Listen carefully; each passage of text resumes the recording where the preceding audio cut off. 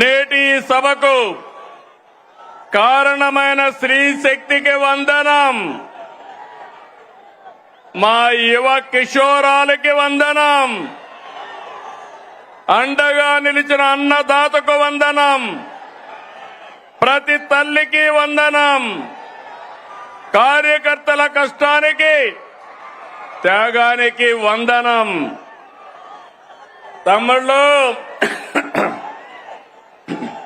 ఎన్నికల ముందు ఎంత ఉత్సాహంగా కసిగా ఉన్నారు, నేడు అలాగే ఉన్నారు. తెలుగు తమ్ముళ్ళ స్పీడ్, జన సైనికుల జోరు, కమలదళ ఉత్సాహం. ఇంకేమైనా ఎదురుందా తమ్ముళ్ళు అని అడుగుతున్నా మిమ్మల్ని. ఈ సభ రాజకీయాల కోసరం కాదు, ఓట్ల కోసరం కాదు, ఎన్నికలు కూడా లేవు. ఇదొక బాధ్యత కలిగిన ప్రభుత్వం, జవాబుదారీ ఉండే ప్రభుత్వం, ఇచ్చిన మాట నెరవేర్చిన ప్రభుత్వాన్ని చెప్పడానికి అనంతపురానికి వచ్చావని చెప్పి కూడా నేను మీకు తెలియజేస్తున్నా. సూపర్ 6 హామీని సూపర్ హిట్ చేశామని చెప్పేందుకు వచ్చాం. మీ ఆశీర్వాదం, మీ భాగస్వామ్యం కోసం ఇక్కడికి వచ్చామని నేను మీకు తెలియజేస్తున్నా. ఇప్పుడే కేశవ్ గారు చెప్పారు, బాధ్యత అంటే నేపాల్లో ఆందోళన జరుగుతున్నాయి. అక్కడ ఆందోళన జరిగితే 200 మంది తెలుగు వాళ్ళు అక్కడ చిక్కుకుపోయారు. ఆ సమయంలో ఎవరైతే హెచ్ఆర్ మినిస్టర్ ఉన్నాడో లోకేష్ గారిని రియల్ టైం గవర్నెన్స్ లో ఉండి మానిటర్ చేయమని ఆదేశాలు ఇచ్చాను. ఇది జవాబుదారీతనం అవునా కాదా అని మిమ్మల్ని అడుగుతున్నా. సంక్షేమం అంటే ఓట్ల రాజకీయం కాదు. సంక్షేమం అంటే తాత్కాలిక అవసరాల్ని తీర్చడం కూడా కాదు. సంక్షేమం అంటే పేదల జీవితాలు మారాలి. పథకాలు అంటే పేదల జీవన ప్రమాణాలు పెరగాలి. అందుకే అన్ని వర్గాలతో చర్చించి 2024లో సూపర్ 6 హామీ మీకు ఇచ్చాం. ఇంకొక పక్క 2023 మే నెలలో 28వ తారీఖున రాజమండ్రిలో మహానాడు జరిగింది. సూపర్ 6ను ప్రకటించాం. అదే సమయంలో కూటమి మేనిఫెస్టో కూడా ఇచ్చి మేమందరం కూడా సమిష్టిగా కష్టపడి ఇవన్నీ కూడా నెరవేర్చడానికి ముందుకు పోతున్నాం. 2004 ఎన్నికలు చరిత్రను తిరగా రాశాయి. తమిళలో కని ఇని ఎరుగని రీతిలో 57% ఓట్లేశారు. 94% స్ట్రైక్ రేట్ వచ్చింది. 164 సీట్లు గెలిపించారు. ప్రతిపక్షానికి హోదా లేకుండా చేసిన మీకు మనస్ఫూర్తిగా అభినందనలు. ఇంకొక పక్క 21 లోకసభ సీట్లు గెలిపించారు. అయితే గత ప్రభుత్వం ప్రజావేదిక కూల్చివేతతో విధ్వంస పాలన మొదలుపెట్టి రాష్ట్రాన్ని అగాధంలోకి నెట్టేసింది. 10 లక్షల కోట్ల అప్పులు, తప్పులు, పాపాలు, అక్రమాలు, వేధింపులు, దోపిడీలు, దౌర్జన్యాలు, మహిళలపై అత్యాచారాలు, అవినీతితో అంతటా అశాంతి, అభద్రత కలిగించారు. 93 కేంద్ర ప్రయోజిత పథకాల్ని నిలిపివేశారు. నిరుద్యోగం, గంజాయి, డ్రగ్గులు తెచ్చిపెట్టారు. 15 నెలలుగా అనేక సవాళ్లను అధిగమించాం. ఒక్కొక్క అడుగు ముందుకేస్తూ పరిపాలన ఘాట్ను పెట్టే ప్రయత్నం చేస్తున్నాం. నిర్వీర్యమైన వ్యవస్థల సరిదిద్ది మాట ప్రకారం అన్ని పథకాలు మారుస్తున్నాం. అందులో భాగంగానే పేద మధ్యతరగతి ప్రజల జీవితాలు మార్చి సూపర్ 6 అమలు చేశాం. అందరి సహకారంతో సూపర్ 6 పథకాలని సూపర్ హిట్ చేసి మాట నిలబెట్టుకున్నామని మరొకసారి విజ్ఞప్తి చేస్తున్నాను. తమిళలో గుర్తుందా? సూపర్ 6 పైన నాడు వాళ్ళు ఏమన్నారో గుర్తుందా అని అడుగుతున్నా. సూపర్ 6 అంటే అవహేళన చేశారు. పింఛన్లు పెంపంటే అసాధ్యమన్నారు. పిల్లలందరికీ తల్లికి వందనం అంటే ట్రోలింగ్ చేశారు. మెగా డిఎస్సి అవ్వదన్నారు. దీపం వెలగదన్నారు. Free bus కదలదన్నారు. అవునా కాదా తమ్ముళ్ళు అని మిమ్మల్ని అడుగుతున్నా. ఇప్పుడు మీరు చెప్పండి, ఇవన్నీ నిజం చేశామా లేదా అని అడుగుతున్నా. కోట్ల మంది లబ్ధి పొందారా లేదా అని మిమ్మల్ని అడుగుతున్నా. మీరందరూ కూడా లబ్ధి పొందారంటే చేతులు పైకెత్తండి. లబ్ధి పొందిన అందరూ కూడా చేతుల పైకెత్తాలి. గట్టిగా చప్పట్లు కొట్టి హర్షాన్ని, ఆమోదాన్ని, సంతృప్తిని తెలియజేయాలి. ఏ వ్యక్తి అయినా ఏ కుటుంబ స్థితిగతులు మార్చేది చదువు. ఒక కుటుంబంలో ఎంతమంది పిల్లలున్నా పరిమితులు లేకుండా అందరికీ 15,000 రూపాయలు ఇచ్చాం. 67 లక్షల మందికి ఒకేసారి 10,000 రూపాయలు ఇచ్చిన ఘనత కూటమి ప్రభుత్వాలదని మరొకసారి విజ్ఞప్తి చేస్తున్నా. నా కళ్ళతో చూశాను.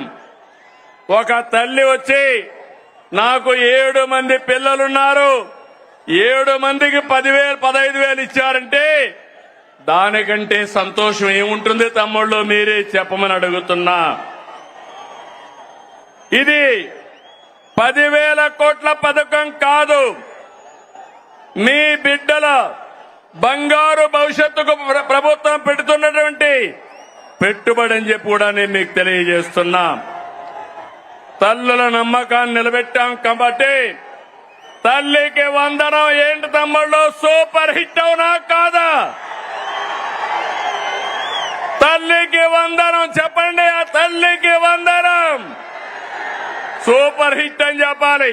తల్లికి వందనం, తల్లికి వందనం, తల్లికి వందనం. తమ్ముళ్ళు, స్త్రీ శక్తి నాడు చెప్పా, బాబే మీ బస్సుకు డ్రైవర్ అన్నాను. చెప్పినట్టుగానే ఆర్టీసీ బస్సుల్లో మహిళలకు ఉచిత ప్రయాణ సౌకర్యం కల్పించాం.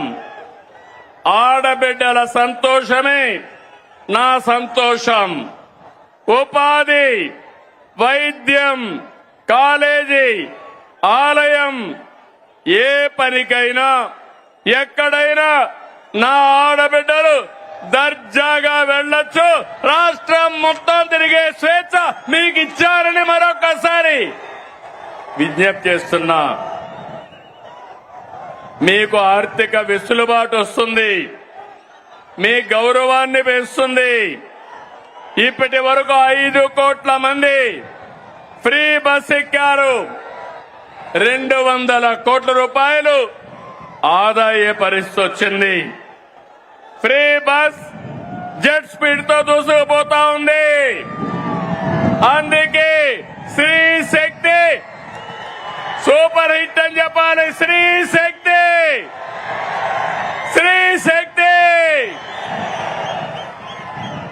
తమిళు అన్నదాత సుఖీభవ, పిఎం కిసాన్. రైతు బాగుంటేనే సమాజం బాగుంటుంది. ఎన్డీఏ కూటమికి రైతే రాజు. మనకు అన్నం పెట్టేది అన్నదాత. రైతన్నకు అండగా ఉండేందుకు అన్నదాత సుఖీభవ తెచ్చాం. కేంద్రంతో కలిసి 3 విడతల్లో 20,000 ఇస్తాన్నాం. తొలి విడతగా 7,000 ఇచ్చాం. 47 లక్షల మంది రైతులకి 3,173 కోట్లు జమ చేశాం. అడుగుతున్నా, అనంతపూర్లో నీళ్లు వచ్చాయా లేదా అని అడుగుతున్నా. నీళ్లు ఇచ్చాం, మైక్రో న్యూట్రియంట్స్ ఇచ్చాం, 90% డ్రిప్ ఇరిగేషన్ కి సబ్సిడీ ఇచ్చాం. ఇంకో పక్క ఎక్కడైనా గిట్టుబాటు ధర రాకపోతే మార్కెట్ ఇంటర్వెన్షన్ చేశాం. అదే మాదిరిగా యూరియా గాని ఫెర్టిలైజర్స్ గాని ఒకటి హామీ ఇస్తున్నా. ఏ రైతుకు యూరియా కొరత రానికుండా చేసే బాధ్యత నేను తీసుకుంటానని మీ అందరికీ హామీ ఇస్తున్నాను. రైతులను కోరుతున్నా, మీరు కూడా ఎంత యూరియా కావాలనో అంతే వాడండి. అప్పుడు మనకి ఇబ్బందులుండవు. కేంద్రం మొన్నైతే నేను ఫోన్ చేసి అడిగితే వెంటనే 7 రేకులు ఇచ్చారు. భవిష్యత్తులో కూడా అవసరం మేరకు ఎరువు తెప్పిస్తామని చెప్పి కూడా నేను మీకు తెలియజేస్తున్నా. ఆర్థిక కష్టాలున్నా అండగా నిలిచాం కాబట్టి అన్నదాత సుఖీభవ సూపర్ హిట్ అవునా కాదా తమ్ముళ్ళు అడుగుతున్నా. అన్నదాత సుఖీభవ, అన్నదాత సుఖీభవ.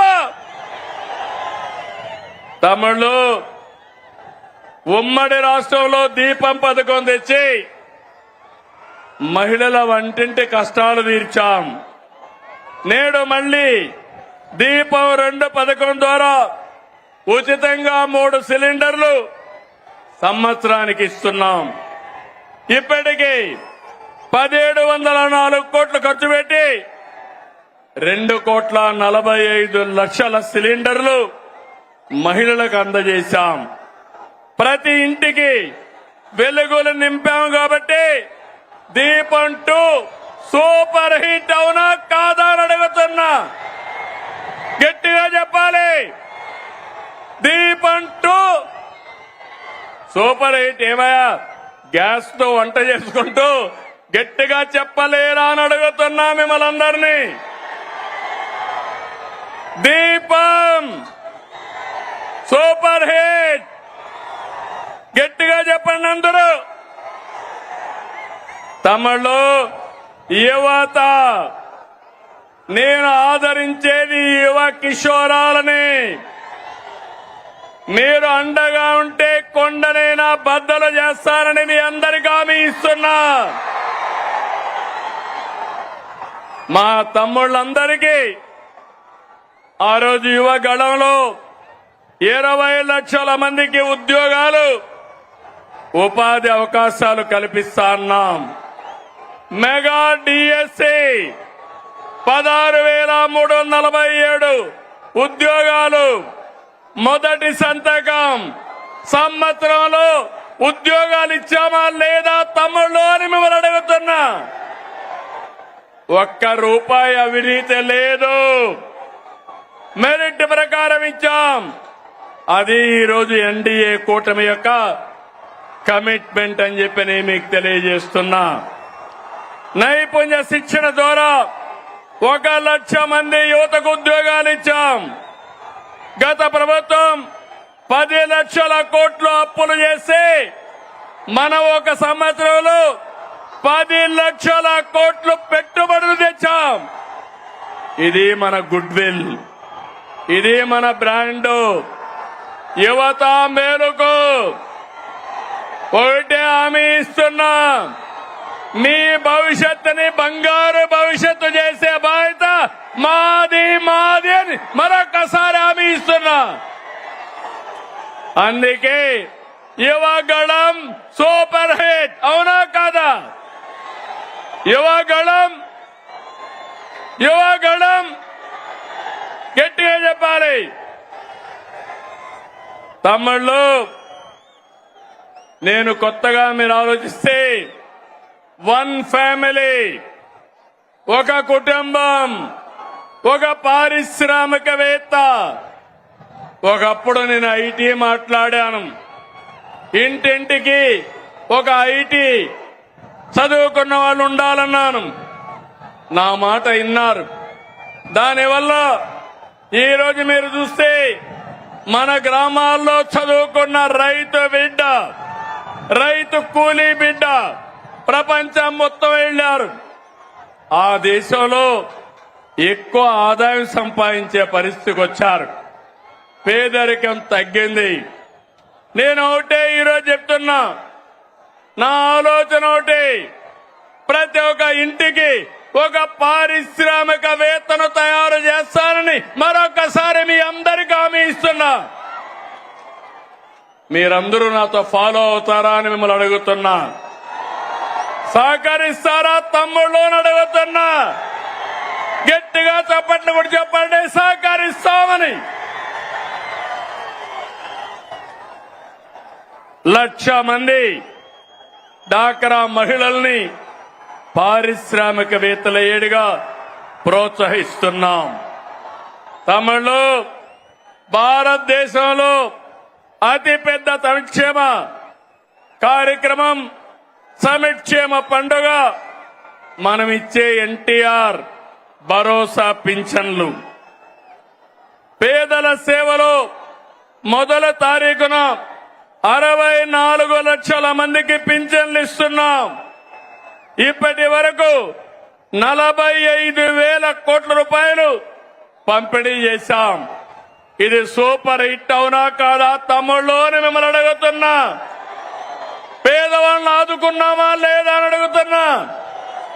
45,000 కోట్ల రూపాయలు ఇచ్చాం కాబట్టి కనీసం 40 సార్లు గట్టిగా చప్పట్లు కొట్టమని మిమ్మల్ని అందరికీ విజ్ఞప్తి చేస్తున్నా. అన్నా క్యాంటీన్, పేదవాడి ఆకలి తీర్చాలని 244 క్యాంటీన్లు పెట్టాం. ఇప్పటికీ 5,60,00,000 మందికి ఉచిత భోజనాలతో కడుపు నింపాం. నేను అడుగుతున్నా, పేదవాడికి 5 రూపాయలకే భోజనం పెడితే ఎంత ఆనందం ఉంటుంది తమ్ముళ్ళు అని అడుగుతున్నా. గడిచిన ప్రభుత్వంలో పేదవాళ్ళ పొట్టగొట్టి అన్నా క్యాంటీన్లు మూసేశారు, అవునా కాదా అని మిమ్మల్ని అడుగుతున్నా. ఇది అన్యాయం, అవునా కాదా అని మిమ్మల్ని అడుగుతున్నా. తమ్ముళ్ళు, కూటమి ప్రభుత్వం అందరి ప్రభుత్వం, అన్ని వర్గాల ప్రభుత్వం. ఇప్పుడే నేను స్త్రీ శక్తి ఇచ్చాను. ఈ రోజు మీ అందరికీ హామీ ఇస్తున్నా, దసరా రోజున ఆటో డ్రైవర్లందరికీ వాహన మిత్ర కింద 15,000 రూపాయలు ఆర్థిక సహాయం చేస్తామని అనౌన్స్ చేస్తున్నాను. హ్యాపీనా, సంతోషమా అని అడుగుతున్నా. ఎన్నికల్లో చెప్పాం, ఎన్ని కష్టాలున్నా చేస్తాం. వాహన మిత్ర కింద సంవత్సరానికి ఆటో డ్రైవర్లకి 15,000 ఇస్తామని మీ అందరికీ హామీ ఇస్తున్నా. ఇది మంచి కార్యక్రమం అనుకుంటే గట్టిగా చప్పట్లు కూడా చెప్పండి, మంచి కార్యక్రమం అని. ఇది ప్రభుత్వానికి పేదవాళ్లపై నుండే ప్రేమని మరొక్కసారి మీ అందరికీ తెలియజేస్తున్నా. మీరందరూ ఒకసారి చూస్తే అటు కేంద్ర ప్రభుత్వం, నరేంద్ర మోడీ గారి నాయకత్వం దసరాకి మనందరికీ ఒక కానుక ఇస్తున్నారు. పన్నులన్నీ తగ్గిస్తున్నారు తమ్ముళ్ళు, మీరు గుర్తుపెట్టుకోవాలి. అన్ని పన్నులు తగ్గి వస్తువులు మీ అందరికీ అందుబాటులోకి వస్తున్నాయి. అంటే ఈరోజు పేదవాడు మధ్య తరగతి ఏం కావాలన్నా అందుబాటులోకి వస్తున్నాయి. దీనికి నేను ప్రధానమంత్రి నరేంద్ర మోడీ గారిని అభినందిస్తున్నా. మీరు తమ్ముళ్ళు ధరలు తగ్గించినప్పుడు కృతజ్ఞత చెప్పాలనా లేదా? మీరు ఏదైతే పన్నుల తగ్గింపు నిర్ణయం మంచి నిర్ణయం అవునా కాదా అని మిమ్మల్ని అడుగుతున్నా. మంచి నిర్ణయం అంటే గట్టిగా చప్పట్లు కూడా చెప్పండి, మంచి నిర్ణయం అని. చేతులు పైకి చెప్పండి సంఘీభావాన్ని. ఇది ఈరోజు రెండు ప్రభుత్వాలు తీసుకునే నిర్ణయాలు. పేదవాళ్ళని పైకి తీసుకురావాలని, మీ ఖర్చులు తగ్గించాలని, మీ ఆదాయాన్ని పెంచాలని అటు కేంద్రం ఇటు రాష్ట్రం రెండు కూడా ముందుకొచ్చామని చెప్పి కూడా నేను మీకు తెలియజేస్తున్నా. ఇదే స్ఫూర్తితో మీ అందరికీ చిన్న పెద్ద వ్యత్యాసం లేకుండా అందరికి కూడా హెల్త్ ఇన్సూరెన్స్ తీసుకొస్తున్నాం. రేపు రాబోయే రోజుల తమిళ్లు 2,50,000 రూపాయలు అందరికీ హెల్త్ ఇన్సూరెన్స్ ఇచ్చిన ఏకైక ప్రభుత్వం భారతదేశంలో కూటమి ప్రభుత్వం అని మరొక్కసారి మీ అందరికీ విజ్ఞప్తి చేస్తున్నా. ఇంకో పక్కన మీరు గుర్తుపెట్టుకోవాలి, పేదవాళ్ళందరికీ 25 లక్షల వరకు ఆరోగ్యశ్రీ కింద ఆర్థిక సహాయం చేస్తాం.